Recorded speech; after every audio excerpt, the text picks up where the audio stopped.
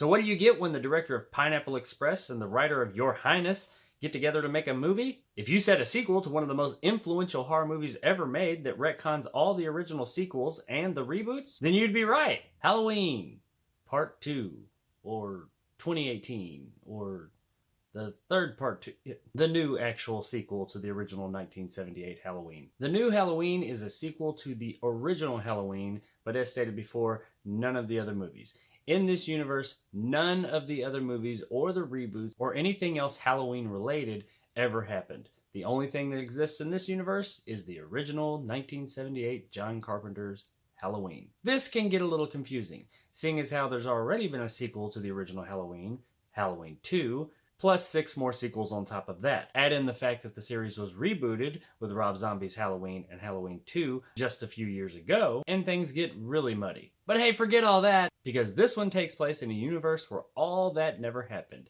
It's only the original Halloween from 1978 and this one. So does that work? Yes, it absolutely does. Story-wise, I'm not going to spoil anything, and there's not really a lot to talk about here. Ultimately, it's a Halloween movie. It's 40 years after the events of the original 1978 Halloween. Michael Myers is institutionalized. Laurie Strode, close enough, is traumatized by the events of the original movie and now lives in seclusion out in the woods. A good portion of the story centers itself around Laurie's estranged daughter and granddaughter, and them living in the town from the original movie. While I don't want to ruin anything by going into too many more details, Michael Myers gets out, he comes back to the town and starts killing people on Halloween night. On a quick side note concerning the original Halloween and myself. It may be blasphemy, but honestly, I've never been a huge fan.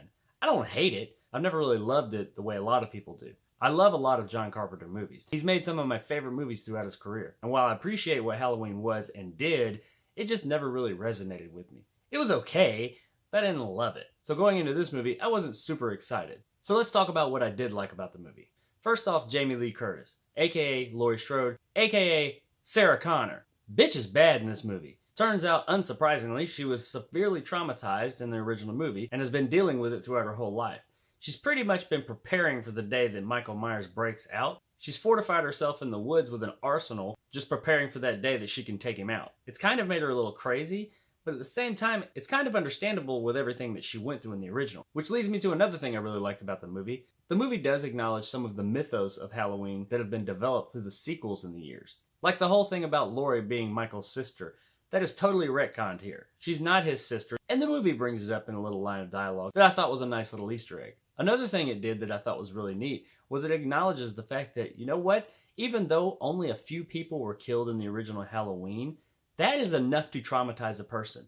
There's actually someone who makes a comment in the movie like, well, wasn't it only about 4 people who died? That's not really that big a deal. But it is. Put yourself in that situation. Some psychotic murderer coming through the house and murdering all your friends and trying to murder you on multiple occasions throughout the night and terrorizing you. That would probably fuck you up for life. And it did with her. I like how the movie shows that we didn't need a supernatural Michael Myers throughout the years with all these sequels where it just got more and more increasingly dumb for Michael Myers to have traumatized this person. It only took that one night. I feel like that was a bit more of a realistic approach to the situation. Something else the movie also does very well is subverts your expectations. Yes, there's some situations that pop up with characters in them, and you know right then and there, you're gonna die. Maybe I don't know how, but you're gonna die. But then there's other situations that pop up that you think you know this is how this is gonna play out because I've seen enough of these movies, and the movie goes in another direction, and that's pretty refreshing. Speaking of expectations in horror movies nowadays, jump scares. There's not a lot of them. There's a couple of them sprinkled here and there, and that's okay, because that's how jump scares should be. But it is not, unlike a lot of horror movies nowadays, a jump scare-tastic film. This movie relies much more on the impending dread of Michael Myers himself. He is a force to be reckoned with. When he comes into the room and approaches a situation, he is like a wrecking ball. And he is genuinely terrifying. And I found that approach to be much more effective than just a jump scare every time someone turned around. I also like how they did away with the whole Michael Myers being supernatural thing. While it was never actually officially said in all the other movies, the guy's been killed I don't know how many times, and I think at one point he was even decapitated? So clearly there's something supernatural going on there. And the sequels got more and more ridiculous with this premise as they went on. In this one, much like the original, he's not superhuman or supernatural.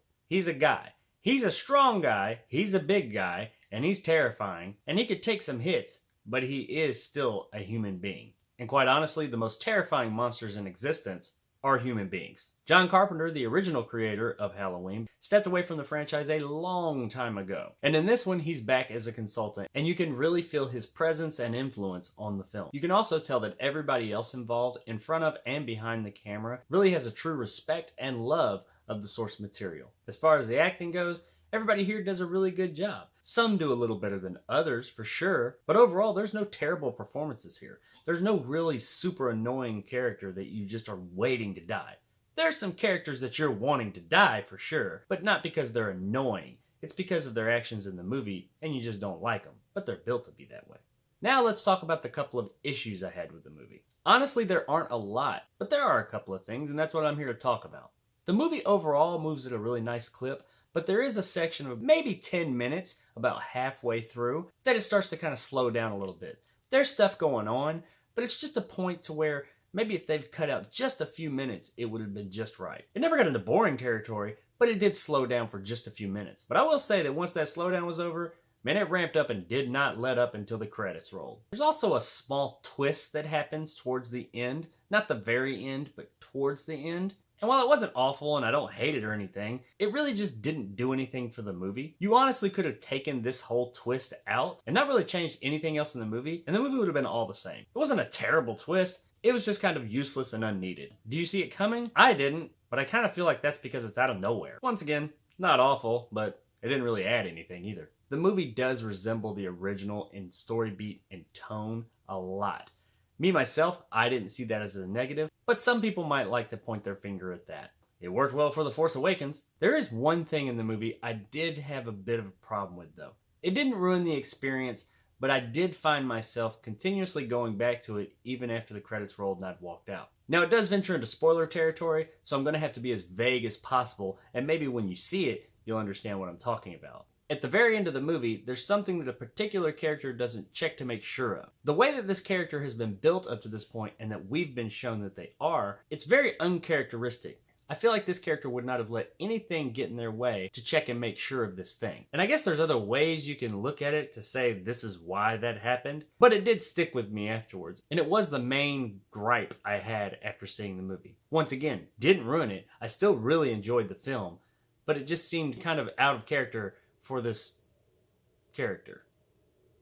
The final thing I'll say about it is I really hope they just leave it the fuck alone. Don't make any sequels. That kind of was the point of the retcon of everything else in the franchise. Let this be the true sequel to Halloween and leave it alone. I really like where they left it, and we don't need any more. Sometimes less is more. I thought they did a great job with this movie, but let's stick with just that. This movie. There's no need to go on a whole new set of sequels. This shit's confusing enough as it is. So overall, did I like Halloween 2018? Yes, I really liked it. A lot more than I thought I was going to. I absolutely recommend going to see this movie in theaters if you can.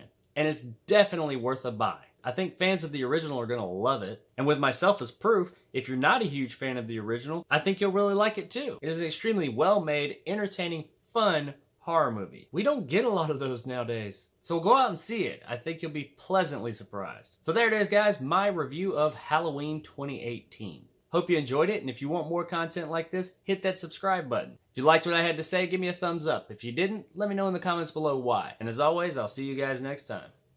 So this is the 11th movie in the franchise, a sequel to the original, but not the other 7 sequels. Nor is it a sequel to the reboots.